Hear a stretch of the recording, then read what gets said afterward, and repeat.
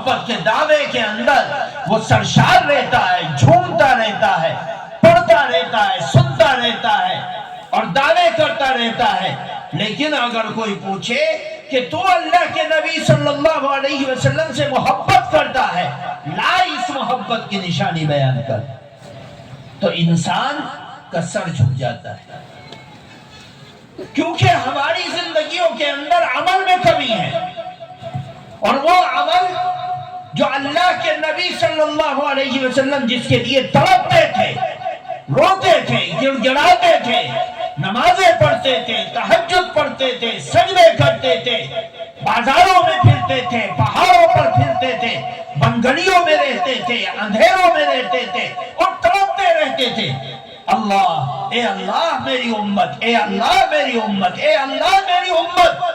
اللہ کا نبی صلی اللہ علیہ وسلم تڑپ رہا ہے جس امت کے لیے، اس امت کے زندگی کو اللہ کے نبی صلی اللہ علیہ وسلم کیسے پلٹنا چاہتے ہیں اور کیسے بدلنا چاہتے ہیں۔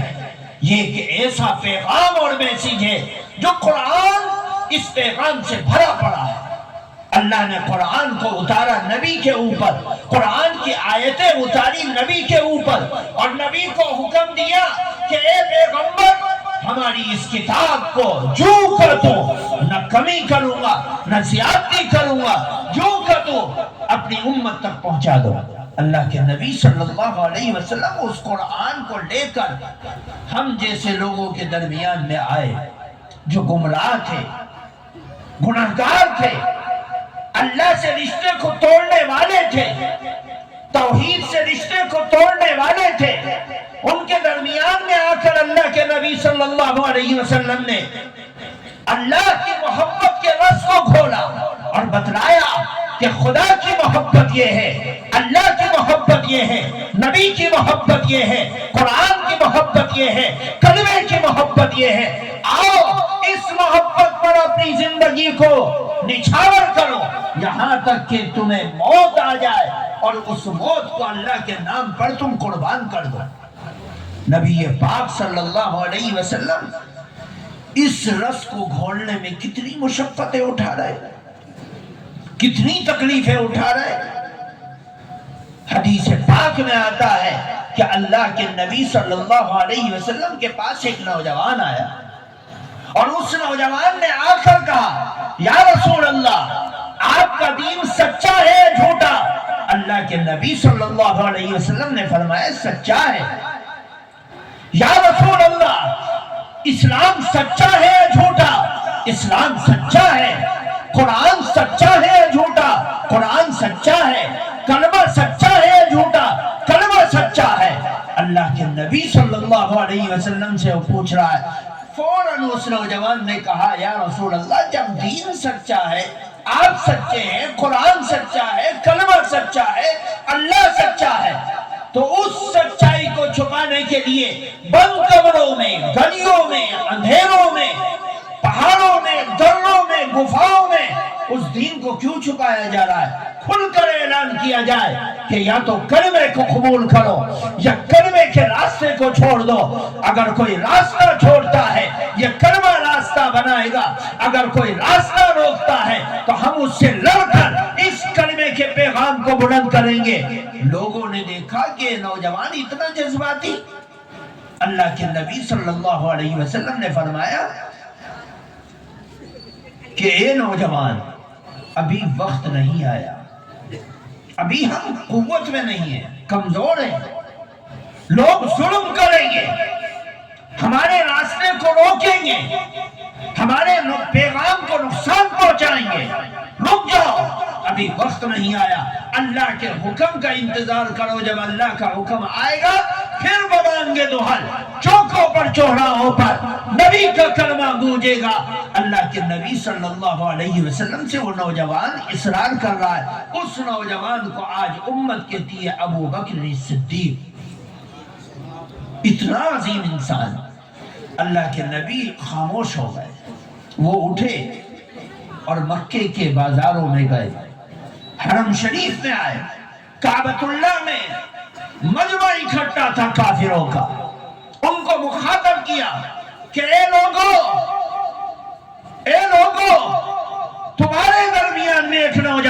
گیا ہے، جو ایمان کے کلمے کی کہ پیغام کو عام کرنے کے لیے آیا ہے اور اسلام کے پیغام کو پھیلانے کے لیے آیا ہے، اور سچا نبی سچی رسالت کو لے کر آیا ہے۔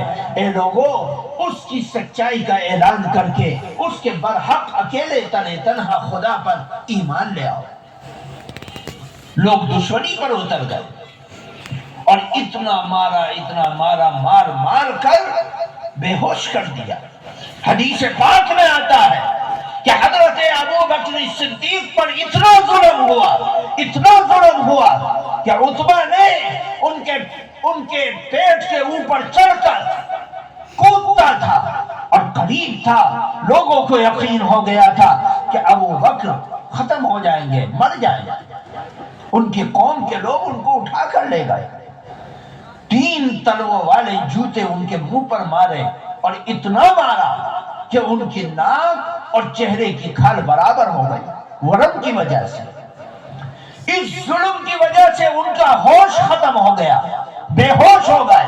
ان کے قبیلے کے لوگ اٹھا کر لے گئے، اور انہوں نے حالت دیکھی کہ ابو بکر کا یہ عالم ہے، تو انہوں نے آ کر بھرے مجمع میں ابو جہل اور ابو سفیان کو کہا، عتبہ کو کہا کہ خدا کی قسم اگر ابو بکر کو نقصان پہنچا اور ان کو موت آئی تو ہم ان کے بدلے عتبہ کو قتل کر دیں گے۔ میرے دوستوں بزرگوں، عجیب ماحول ہو گیا۔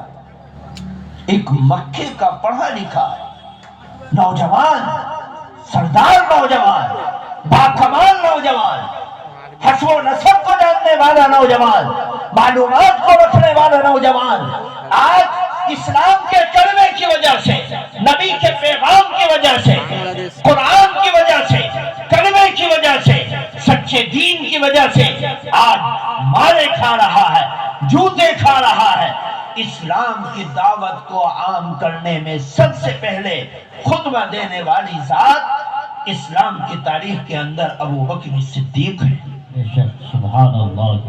اب آئیے بات پلٹتی ہے، ان کے بعد آنے والے لوگ اسلام کی کہ کلمے کو دنیا میں عام کرنے کے لیے کیا مشقت برداشت کر رہے ہیں۔ حضرت عمر کا زمانہ آیا، حضرت عمر ایمان کا کلمہ پڑھ کر آتے ہیں، اللہ کے نبی نے ان کو توبہ کروائی اور کلمہ پڑھوایا، اور ان کی زبان پر آ گیا اشہد ان لا الہ الا اللہ وحدہ لا شریک لہ واشہد ان محمدا عبدہ ورسولہ۔ حضرت عمر رضی اللہ تعالی عنہ نے یہی کہا کہ یا رسول اللہ، دین برحق ہے، کیوں چھپا رہے ہیں؟ چلیے اعلان کرتے ہیں۔ ابو بکر صدیق بھی چل دیے، حضرت عمر بھی چل دیے۔ حضرت عمر ابو جہل کے سامنے جا کر اعلان کرتے ہیں کہ اے ابو جہل، سن، جس کلمے سے تو مجھے روکتا تھا، آج وہ کلمے کی محبت میرے سینوں میں اتر گئی۔ لوگ دشمن بن کر ان کے اوپر جھپٹ پڑے اور مارنا شروع کیا۔ حضرت عمر ان سے لڑتے رہے۔ ان میں جو بڑا ہوتا تھا اس کے گریبان کو پکڑ کر زمین پر پٹخ دیتے تھے۔ اس انداز سے اسلام کی عظمت کو انہوں نے قائم کیا۔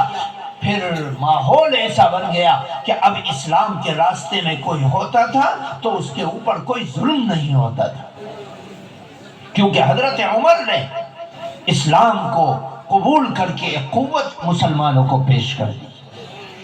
تاریخ میں آتا ہے حضرت عمر کا اسلام لانا اتنا بابرکت تھا کہ صحابہ کی اللہ اکبر کی صدائیں ہم نے اس سے پہلے کبھی نہیں سنی۔ حضرت عمر ایمان کا کلمہ پڑھ رہا ہے، اللہ کے نبی سامنے کھڑے ہیں اور تکبیر کی صدائیں بلند ہو رہی ہیں، اور اس زور سے ہو رہی کہ سیرت طیبہ کی کتابوں میں لکھا ہے جب دار ارقم کی چوکھٹ پر حضرت عمر رضی اللہ تعالی عنہ نے اسلام کا کلمہ پڑھا، صحابہ نے نعرہ تکبیر بلند کیا، اور اس زور سے تکبیر کا نعرہ بلند کیا کہ مکے کے نیچے سے پہاڑوں کی چوٹیوں تک آواز گونج گئی اللہ اکبر کی صداؤں۔ میرے دوستوں بزرگوں، ان لوگوں نے اسلام کی ان تعلیمات کو، جن کو بتلانے والے فیس بک کے ذریعے سے بتلاتے ہیں، سوشل میڈیا کے ذریعے سے بتلاتے ہیں، یوٹیوب کے ذریعے سے بتلاتے ہیں، ان اسٹیجوں پر بیٹھ کر بتلاتے ہیں، منبر رسول پر چڑھ کر بتلاتے ہیں، محراب میں کھڑے ہو کر بتلاتے ہیں، مسجدوں کی صفوں میں کھڑے ہو کر بتلاتے ہیں، اس اسلام کی عظیم الشان تعلیم کے لیے صحابہ نے جو کچھ کوشش کی ہے، اس کا ایک ادنا سی جھلک ہم پیش نہیں کر سکتے، ہمارے اندر طاقت نہیں ہے۔ کون پیش کرے گا کہ آج مکے کی چوکوں پر عورتیں کھڑی ہیں، نوجوان کھڑے ہیں اور چھتوں کے اوپر چڑھ گئے، بوڑھے سڑک کے کنارے کھڑے ہیں، ایک شخص کو گرفتار کر کے لایا جا رہا ہے اور وہ شخص گرفتار ہو کر آ رہا ہے۔ یہ شخص کون ہے؟ یہ خباب ہے جس کو گرفتار کر کے لایا جا رہا ہے، یہ خبیب ہے جس کو گرفتار کر کے لایا جا رہا ہے۔ اس کا جرم کیا ہے؟ اے ابو جہل، اس کا جرم کیا ہے؟ اے ابو سفیان، اس کا جرم کیا ہے؟ یہ محمد کا کلمہ پڑھتا ہے، یہ ایمان کی بات کرتا ہے، یہ اسلام کی بات کرتا ہے، یہ قرآن کی بات کرتا ہے، یہ محمد کی بات کرتا ہے، یہ محمد سے محبت کی بات کرتا ہے۔ آؤ، یہ سولی کس کے لیے قائم کی گئی؟ یہ سولی اس محمد کے غلام کے لیے قائم کی گئی۔ سولی کے قریب ایک نوجوان اپنی نظروں کو جھکائے ہوئے آ رہا ہے۔ لوگ سوچ رہے ہیں اتنا خوبصورت نوجوان آج سولی پر چڑھایا جائے گا۔ مکے کی مائیں سوچتی تھی کاش ہمارا بیٹا ایسا ہوتا، کاش ہمارا نوجوان لخت جگر ایسا ہوتا۔ اس نوجوان کو خرامہ خرامہ اس چوک تک لایا جا رہا ہے جس چوک کے اوپر وہ سولی کو قائم کیا گیا ہے کہ آج ایک ایمان والے مومن کو اس سولی کے اوپر چڑھایا جائے گا۔ لوگ تماشا دیکھنے والے تماشا دیکھ رہے، محبت کرنے والے آنسو بہا رہے، اور وہ سولی پر جب قریب آ گیا تو ابو سفیان آگے بڑھا اور اس نے کہا کہ اے محمد کے غلام، اگر تیری جگہ تجھے بخش دیا جائے اور تیری جگہ محمد کو لا کر سولی پر چڑھا دیا جائے، کیا تو اس کو گوارا کرے گا؟ تو نظر کو اٹھایا اور اٹھا کر بولا کہ تو سولی پر چڑھانے کے بعد میرے مولا کے بارے میں کہتا ہے، سن، اگر تو میری زندگی کو چھوڑ دے، میری زندگی کو بخش دے اور سولی پر نہ چڑھائے، صرف اس وجہ سے کہ محمد صلی اللہ علیہ وسلم کے جسم اطہر کے اوپر ایک کانٹا چوب جائے اور میری زندگی بچ جائے، تو خدا کی قسم میرے ایمان کا تقاضا یہ کرتا ہے مجھے وہ کانٹا بھی برداشت نہیں، میں اپنی زندگی کو پیش کر دوں گا اور سولی پر چڑھ جاؤں گا اور پیارے آقا محمد صلی اللہ علیہ وسلم کے جسم پر ایک خراش بھی لگنے نہیں دوں گا۔ یہ صحابہ کی مثال تھی۔ نعرہ تکبیر۔ آج مسلمان محبت کا دعویٰ کرتا ہے کہ ہمیں محمد صلی اللہ علیہ وسلم سے محبت ہے۔ آؤ اس محبت کو ثابت کرو اپنے چہروں سے، اپنی اداؤں سے، اپنی زبانوں سے، اپنی تہذیب سے، اپنے کلچر سے، اپنی خوشی اور غمی سے۔ آؤ ثابت کرو کہ ہم محمد کے دیوانے ہیں، پروانے ہیں، مستانے ہیں۔ ان صحابہ نے جنہوں نے سچی محبت کی تھی، اپنے بچوں کو پیش کیا، اپنی بیویوں کو بے سہارا کیا، اپنی ماں کو بے سہارا کروایا، اپنی جوانیوں کو پیش کر دیا، اپنی شب زفاف کو پیش کر دیا، اپنی شادی کی پہلی رات کو پیش کر دیا، اپنے بڑھاپے کو پیش کر دیا، اپنی بیماری کو پیش کر دیا، اپنے مال کو پیش کر دیا، اپنے خاندان کو پیش کر دیا، اپنے ملک کو پیش کر دیا۔ لاؤ بتلاؤ بلال حبشی کا بھائی کون ہے؟ لاؤ بتلاؤ بلال حبشی کا باپ کون ہے؟ ماں کون ہے؟ خاندان کون ہے؟ نہیں، سب کو ایک طرف چھوڑ کر زید بن حارثہ نبی کے قدموں میں آ گئے، انس بن مالک نبی کے قدموں میں آ گئے، ابو ہریرہ نبی کے قدموں میں آ گئے، بلال حبشی نبی کے قدموں میں آ گئے، سلمان فارسی نبی کے قدموں میں آ گئے، اور اکیلے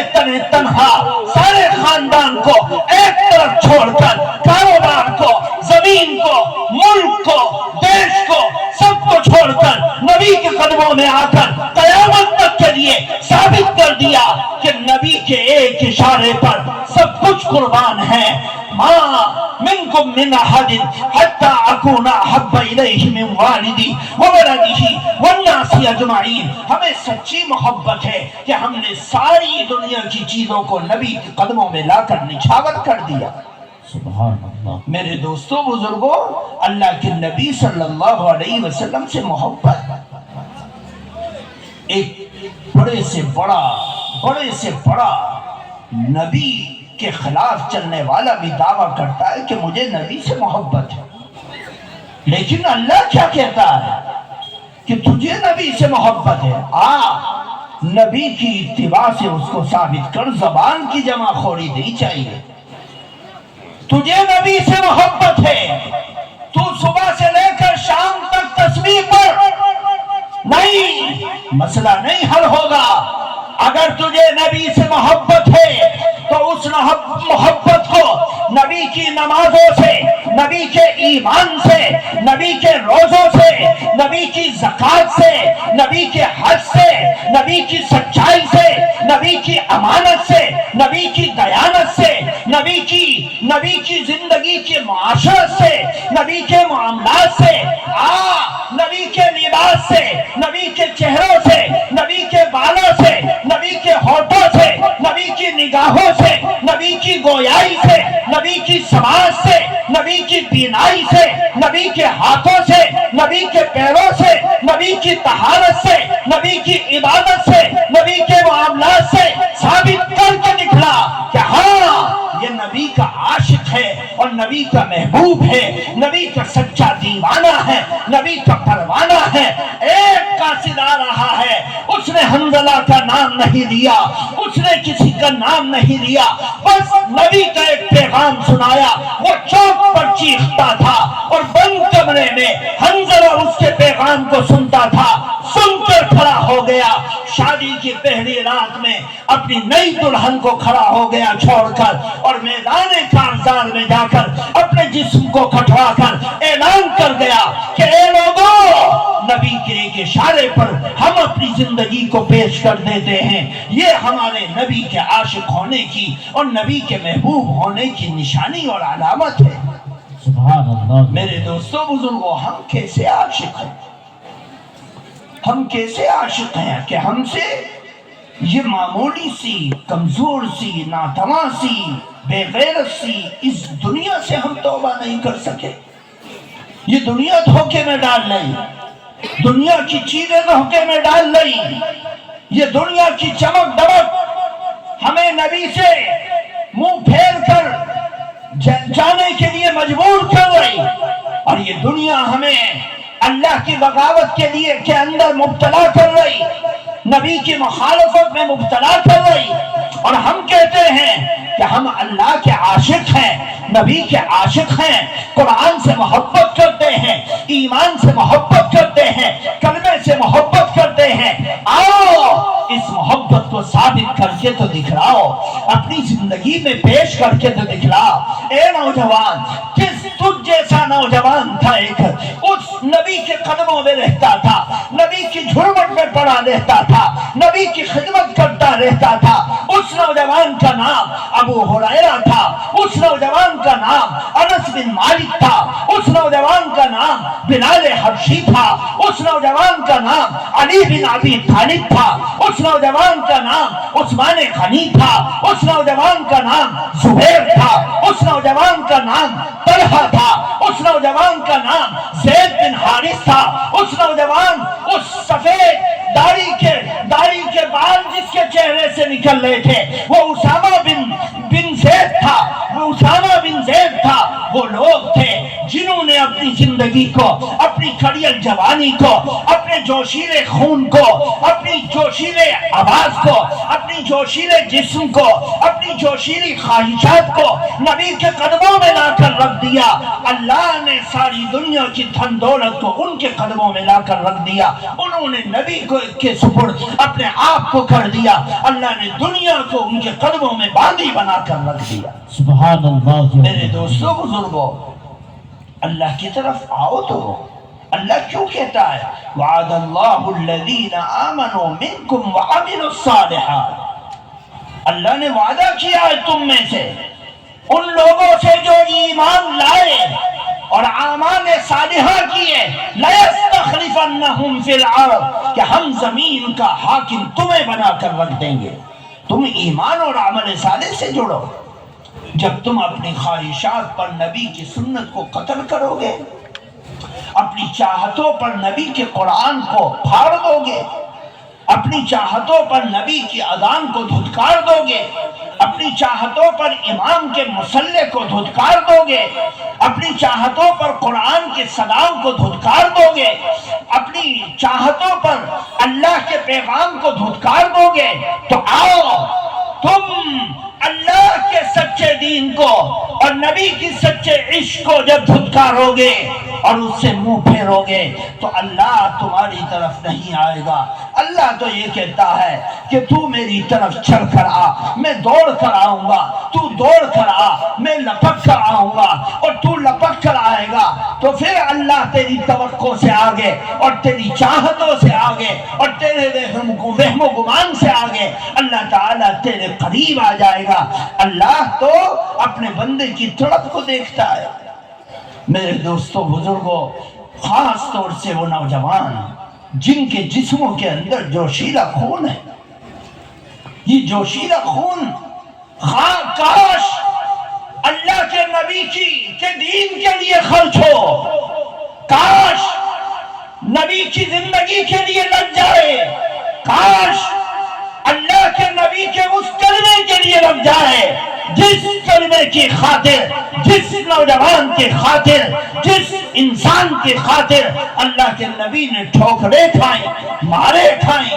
جاؤ طائف کی گلیوں سے پوچھو، جاؤ طائف کے پہاڑوں سے پوچھو، جاؤ طائف کے باغات سے پوچھو، جاؤ مکہ کی گلیوں سے پوچھو، جاؤ مینا کے میدان سے پوچھو، جاؤ عرفہ کے میدان سے پوچھو، جاؤ مکے کے پہاڑوں سے پوچھو، جاؤ بڑی مشترک کی وادیوں سے پوچھو، جاؤ احد کے پہاڑ کے دامن سے پوچھو، اللہ کے نبی کے خون کے قطروں کی گواہی دیں گی۔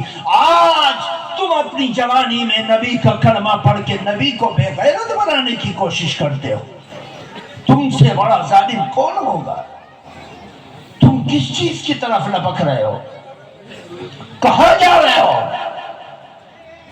کس طرف جا رہے؟ اللہ کا قرآن سنو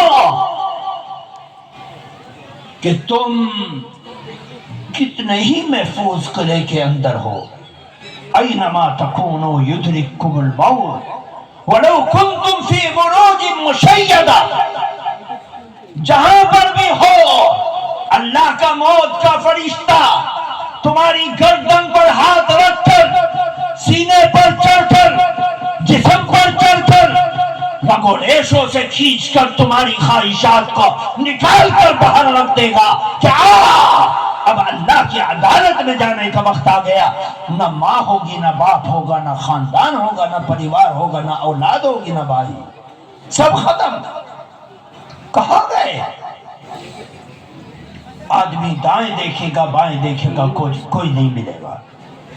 اذا نفخ فی الصور فلا انصاب بینہم، اللہ جب قیامت کو قائم کرے گا اور خاص آواز اٹھ جائے گی اور سور پھونک دیا جائے گا، اب سب سے پہلے رشتے ناتوں کو توڑ دے گا۔ باپ کون باپ، بھائی کون بھائی، اولاد کون اولاد، خاندان کون سا خاندان، پریوار کون سا پریوار، نہیں۔ اب میدان محشر میں جو جمع ہیں ان کے دو ہی خاندان ہیں، ایک خاندان سچے لوگوں کا ہے، ایک خاندان جھوٹے لوگوں کا ہے۔ اما من خاف مقام ربہ ونہى النفس عن الہوى فإن الجنۃ ہی المأوى۔ اللہ تعالی نے کہا کہ جو شخص نیک بخت ہوگا اللہ نے اس کا ٹھکانہ جنت کو بنایا، اور جو بدبخت ہوگا اس کا ٹھکانہ جہنم کو بنایا۔ بس راستے تو دو ہی ہیں، کہاں جاؤ گے؟ خاندان دو ہی ہیں، ایک نیک لوگوں کا، ایک برے لوگوں کا۔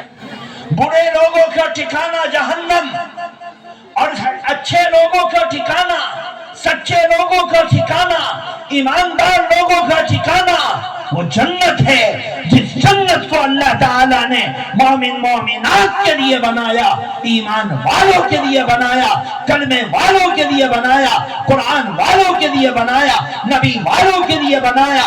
آؤ اللہ تعالیٰ اس کی تیاری کے بارے میں تمہیں نبی کو تمہارے پاس بھیج کر اس کی زندگی کو آئینے کی طرح صاف کر کے تمہارے سامنے رکھتا ہے کہ نبی کی رات، نبی کی زندگی کا دن، نبی کی زندگی کا کھانا اور پینا سب آئینے کی طرح صاف ہے۔ آؤ دیکھ لو۔ جو زندگی کی ایسی راتیں جو میاں اور بیوی کو پتہ ہوتی ہیں، ان راتوں کو بھی اللہ نے اما عائشہ صدیقہ رضی اللہ تعالی عنہا کے ذریعے سے، اما میمونہ کے ذریعے سے امت کے سامنے کھول کر رکھ دیا کہ آؤ دیکھو نبی کی زندگی گھریلو ایسی تھی، نبی کی معاشرت ایسی تھی، نبی کے معاملات ایسے تھے، اور صحابہ نے اس کو کر کے دکھلایا، صحابہ نے اس کو پیش کر کے دکھلایا کہ آؤ دیکھو۔ ایک صحابی حضرت عبداللہ بن زبیر جو حضرت ابو بکر صدیق کے نواسے ہیں، حضرت اسماء کے بیٹے ہیں، زبیر کے بیٹے ہیں، نام عبداللہ ہے۔ ان کی ماں حضرت اسماء بچیوں میں سب سے پہلے نبی کے لیے مار کھانے والی بچی کا نام اسماء ہے۔ اللہ کے رسول صلی اللہ علیہ وسلم ہجرت کر رہے، اور ہجرت کرنے کے لیے اللہ کے نبی مدینہ سے نکلے اور مکے سے نکلے اور مخالف سمت میں گئے۔ وہاں ایک غار ہے جس غار کا نام ہم اور آپ جانتے ہیں، غار ثور کے اندر اللہ کے نبی صلی اللہ علیہ وسلم وہاں چھپ گئے۔ دشمن ڈھونڈ رہا ہے اور چاروں طرف سے ڈھونڈ رہا ہے، گھوڑے دوڑ رہے ہیں، نوجوان دوڑ رہے ہیں، مشرکین دوڑ رہے ہیں کہ کہاں گئے محمد۔ اچانک ابو جہل نے دیکھا کہ ایک لڑکی پہاڑ کی طرف سے آ رہی، اس لڑکی کو قریب آیا، پوچھا کون؟ اسماء۔ کس کی لڑکی؟ ابو بکر کی۔ حضرت اسماء نبی کریم صلی اللہ علیہ وسلم کے پاس کھانا لے کر آتی تھی غار کے اندر۔ جب کھانا لے کر آئی تو دیکھا کہ ماتھے پر خون کے نشان ہیں، وہ خون جم چکا ہے۔ حضرت اسماء کے چہرے پر داغ دیکھ کر اللہ کے نبی صلی اللہ علیہ وسلم نے دریافت کیا کہ کیا ہوا بیٹی؟ حضرت اسماء نے کہا یا رسول اللہ چوٹ لگ گئی۔ کہا کیا ہوا؟ رونے لگی، بیٹی تھی، بچی تھی۔ حضرت ابو بکر صدیق قریب گئے کہ کیا ہوا؟ فرمایا یا رسول اللہ جب میں کھانا دے کر واپس لے کر جا رہی تھی اپنے جانوروں کو چراتی ہوئی تو ابو جہل ملا اور اس نے کہا کہ تجھے معلوم ہے تیرا باپ اور محمد کہاں ہے؟ تو میں نے کہا کہ ہاں مجھے معلوم ہے، میں جھوٹ نہیں بولی۔ اس نے کہا کہاں ہے؟ کہا میں نے کہا میں نہیں بتلاؤں گا۔ اس نے اصرار کیا، اس نے بہلایا پھسلایا، اس نے زبردستی پوچھا، لیکن میں نے نہیں بتلایا۔ جب وہ عاجز آ گیا اس نے اس زور سے میرے مارا کہ میرا سر ایک پتھر کی چٹان میں جا کر لگا اور خون نکلنے لگا۔ میرے دوستوں بزرگوں، صحابہ نے اپنی زندگی میں نبی کو محفوظ کرنے کے لیے، نبی کو طاقتور بنانے کے لیے، نبی کے پیغام کو چہاردانگ عالم میں رواج دینے کے لیے صحابہ نے جو قربانی دی ہے، خدا کی قسم 1400 سال کی تاریخ میں اور قیامت تک کوئی جماعت کی شکل میں وہ قربانی نہیں دے سکتی۔ اپنی رضا سے، اپنی رغبت سے، اپنی چاہت سے کہ آؤ اسی اسماء کا بیٹا جب اسما کی عمر 80 سال ہو گئی اور آنکھوں کی بینائی کم ہو گئی تو ان کا بیٹا عبداللہ بن زبیر جو بڑا بیٹا ہے وہ عبداللہ بن زبیر مکے کے اندر ہے. حجاج نے لشکر کشی کی، مکے کو چاروں طرف سے گھیر لیا کہ مکے پر قبضہ کروں گا. حضرت عبداللہ نے تلوار نکالی اور مکہ کے نوجوانوں کو جمع کیا اور لشکر جرار تیار کر کے مقابلے پر اتر آئے. مہینوں تک چاروں طرف سے پتھر برستے رہے، یہاں تک کہ لڑنے والے شہید ہوتے رہے یا زخمی ہوتے رہے. آخر میں عبداللہ بن زبیر نے دیکھا کہ اب میرے لیے ایک ہی راستہ ہے کہ میں آگے بڑھوں اور لڑوں. وہ اپنی ماں کے پاس آئے اور آنے کے بعد اپنی ماں سے کہا اماں میرے پاس دو راستے ہیں، یا تو میں لڑوں اور لڑتا لڑتا اپنی زندگی کو پیش کر دوں اور شہید ہو جاؤں، کل قیامت میں اللہ کے نبی صلی اللہ علیہ وسلم کے شانہ بشانہ میدان محشر میں کھڑا ہو جاؤ اور ملاقات ہو جائے. یا دوسرا راستہ یہ ہے کہ میں اپنے ہتھیار کو دشمن کے سامنے ڈال دوں اور وہ مجھے زندگی بخش دے، میں تیری خدمت کروں گا، تجھے کھانا کھلاؤں گا، تجھے لے کر چلوں گا. کیا رائے ہے تیری؟ وہ ماں کو ٹٹول لائے کہ کہیں میری ماں کو صدمہ نہ ہو میرے بعد. وہ ٹٹول لائے. ماں ابو بکر صدیق کی بیٹی تھی، فوراً بول اٹھی کہ اے بیٹے مجھے آل آتی ہے کہ کوئی مجھے یہ کہے کہ دیکھو یہ ماں ہے اس بیٹے کی جس کے بیٹے نے موت کے ڈر سے دشمن کے سامنے ہتھیار ڈال دیا. نہیں، لڑ اور لڑتا لڑتا اپنی زندگی کو پیش کر دے. کل قیامت کے دن شہیدوں کی مائیں کھڑی ہو تو اس صف کے اندر تیری ماں کا بھی نام ہو اور مجھے کہا جائے کہ ہاں یہ عورت بھی کھڑی ہے، یہ ماں بھی کھڑی ہے جس کے بچے نے دشمن کے سامنے لڑ لڑ کر اپنی زندگی کو پیش کر دیا، اپنی جوانی کو پیش کر دیا. سبحان اللہ. میرے دوستوں بزرگوں، حجاج کے سامنے آئے، لڑتے رہے لڑتے رہے لڑتے رہے یہاں تک کہ شہید کر دیا. ہم جیسے نوجوان تھے، آپ جیسے نوجوان تھے، جو کلمہ ہم پڑھتے ہیں وہ پڑھتے تھے، جس نبی سے محبت ہم کرتے ہیں وہ کرتے تھے، جس قرآن کو ہم پڑھتے ہیں وہ پڑھتے تھے، جس نماز کو ہم پڑھتے ہیں وہ پڑھتے تھے، جس حج کو ہم کرتے ہیں وہ کرتے تھے، جس مہینے کے روزے کو ہم رکھتے ہیں وہ رکھتے تھے، جس نبی سے محبت ہم کرتے ہیں وہ کرتے تھے. بس فرق کیا تھا؟ انہوں نے ایمان کا کلمہ پڑھ کر نبی سے سچی محبت کا دعویٰ کرتے کرتے کرتے کرتے کرتے کرتے کرتے کرتے کرتے کرتے اپنی زندگی کی سب سے بہترین چیز نبی کے قدموں میں لا کر پیش کر دی. اور وہ کیا تھا؟ لن تنالوا البر حتی تنفقوا مما تحبون. تم نیکی کو ہر وقت بھی نہیں، ہرگز بھی نہیں پہنچ سکتے جب تک کہ تم اپنی محبوب ترین چیز کو اللہ کے دین کے لیے قربان نہ کر دو. انہوں نے اپنی زندگی اور جوانی کو پیش کر دیا. ان کے سر کو کاٹ دیا گیا، سر تن سے جدا کر دیا گیا، سر تن سے جدا ہو گیا.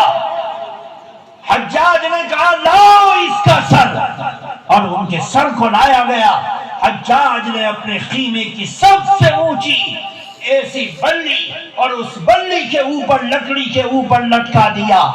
جیسے بلی ہے وہ خیمے سے باہر نکل رہی تھی، اس کے اوپر وہ سر لٹکا دیا گیا. اور مکے کے لوگوں کو کہا آؤ دیکھو اس شخص کا انجام، جو شخص ہمارے مقابلے پر آتا ہے، ہم سے لڑائی لڑتا ہے، ہم سے مقابلہ کرتا ہے، ہم اس کو کہاں پہنچاتے ہیں؟ آؤ اس کا سر لٹکا ہے.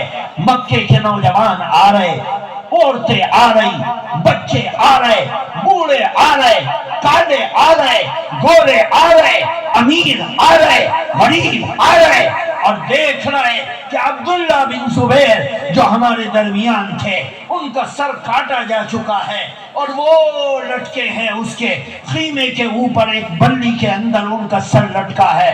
لوگ دیکھ رہے، رونے والے رو رہے، تڑپنے والے تڑپ رہے، دعا کرنے والے دعا کر رہے۔ اچانک ایک شخص دوڑتا ہوا آیا اور حجاج سے کہا کہ جس شخص کا تو نے سر لٹکا رکھا ہے اس کی ماں اپنے بیٹے کے سر کو دیکھنے کے لیے آ رہی ہے۔ حجاج مسکراتا ہوا باہر نکلا اور کھڑا ہو گیا، خیمے کے کونے پہ کھڑا ہو گیا۔ وہ بوڑھی عورت سہارے سے آ رہی، لاٹھی ٹیکتے ہوئے آ رہی، قریب آئی تو حجاج قریب گیا اور بولا اماں دیکھ تیرے بیٹے کا سر اوپر لٹکا ہے، اگر تو اپنے بیٹے کو سمجھاتی اور میرے مقابلے پر نہ بھیجتی تو یاد تیرا یہ بیٹا زندہ ہوتا اور یہ تیرا بیٹا عزت کے ساتھ ہوتا۔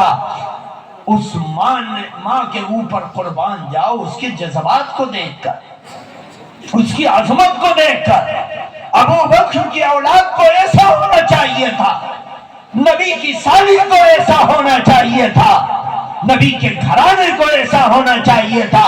وہ تڑپ کر بولی اور بول کر کہنے لگی یا اللہ، اپنے ہاتھوں کو آسمان کے اوپر اس بوڑھی عورت نے اٹھایا اور اٹھا کر بولی یا اللہ تیرا کتنا بڑا شکر ہے کہ تو نے میرے بچے کو جیتے جی بھی اس کے سر کو بلند رکھا جب وہ زندہ تھا، اور جب وہ مر گیا مرنے کے بعد بھی تو نے اس کے سر کو بلند کر رکھا ہے۔ سبحان اللہ۔ میرے دوستو کیا عظمت تھی، کیسے ایمان پر پختہ لوگ تھے۔ ہم نوجوان صبح اور شام نبی کا مذاق بنواتے ہیں، نبی کے دین کا مذاق بنواتے ہیں، نبی کی خواہشات کو کچلتے ہیں، نبی کے قرآن کا مذاق بنواتے ہیں، نبی کے دین کا مذاق بنواتے ہیں، اللہ کے حکم کو اپنے جوتوں کی نوک پر رکھ کر اچھال دیتے ہیں۔ ہم سے بڑا بے غیرت کون ہوگا، ہم سے بڑا بددیانت کون ہوگا، ہم سے بڑا بد کردار کون ہوگا، ہم سے بڑا بے حیا کون ہوگا۔ نبی کے صحابہ نے تو یہ سبق ہمیں نہیں دیا تھا جس سبق پر ہم چل رہے ہیں۔ دیکھو کتنی بہادر نبی کی صحابیات تھی۔ ایک عورت مدینے کے اندر خبر پہنچی احد کے دن کہ اللہ کے پیغمبر کو شہید کر دیا گیا۔ لڑنے والے صحابہ ان کے ہوش اڑ گئے اور تڑپ کر بولے کہ جب اللہ کے پیغمبر اس دنیا میں نہیں رہے تو ہمیں بھی اس دنیا میں رہنے کا کوئی حق نہیں۔ لڑتے لڑتے 71 صحابہ شہید ہو گئے، 71 صحابہ شہید ہو گئے۔ آپ کے چچا شہید کر دیے گئے، حضرت حنظلہ کو شہید کر دیا گیا، مصعب بن عمیر کو شہید کر دیا گیا، سعد کو شہید کر دیا گیا، معاذ کو شہید کر دیا گیا۔ ارے بڑے بڑے صحابہ کام آ گئے۔ انصار اور مہاجرین میں سے اللہ کے نبی کے شہادت کی جھوٹی افواہ مدینے میں بھی پہنچ گئی۔ مدینے سے ایک عورت جس کے 4 بچے نبی کی حفاظت کے لیے لڑ رہے تھے، وہ 4 بچوں کی ماں لاٹھی ٹیکتی ہوئی احد کے میدان کی طرف چلی۔ ایک صحابی راستے میں ملا، اس نے کہا ماں تیرا ایک بیٹا شہید ہو چکا ہے۔ اس نے کہا چھوڑو میرے بیٹے کی بات، یہ بتلاؤ میرے نبی کا کیا حال ہے۔ پھر آگے چلی، آگے چلتے ہوئے پھر ایک شخص ملا اور اس نے کہا ماں تیرے 2 بیٹے کام آ گئے، شہید ہو گئے۔ کہا میرے بیٹوں کی بات چھوڑو، بتلاؤ میرے نبی کا کیا حال ہے۔ پھر آگے چلی، پھر صحابی ملے اور انہوں نے کہا کہ اماں تیرے 3 بیٹے شہید ہو گئے۔ اس نے کہا چھوڑو، یہ بتلاؤ میرے نبی کا کیا حال ہے۔ پھر آگے چلی، میدان کارزار میں شہید تڑپ رہے ہیں اور شہید ہونے والے جا چکے ہیں، زخمی تڑپ رہے ہیں، کوئی مرہم کر رہا ہے، کوئی دوڑ رہا ہے، کوئی پانی دے رہا ہے، کوئی کھانا دے رہا ہے۔ ایک شخص اس کے قریب آیا، اماں تیرے تو 4 کے 4 بیٹے شہید ہو گئے۔ وہ تڑپ کر بولی کہ چھوڑو، ارے مجھے یہ بتلاؤ میرے نبی کہاں ہے اور کس حال میں ہے؟ لوگوں نے کہا کہ تسلی ہے تیرے لیے، تسلی ہے کہ اللہ کے پیغمبر زندہ ہیں، موجود ہیں، صحت مند ہیں اور فلاں غار کے پاس بیٹھے ہیں۔ اللہ کے نبی صحابہ کو آرڈر دے رہے ہیں، حکم دے رہے ہیں اور ترتیب بنا رہے ہیں اور دشمن کو بھگا چکے ہیں۔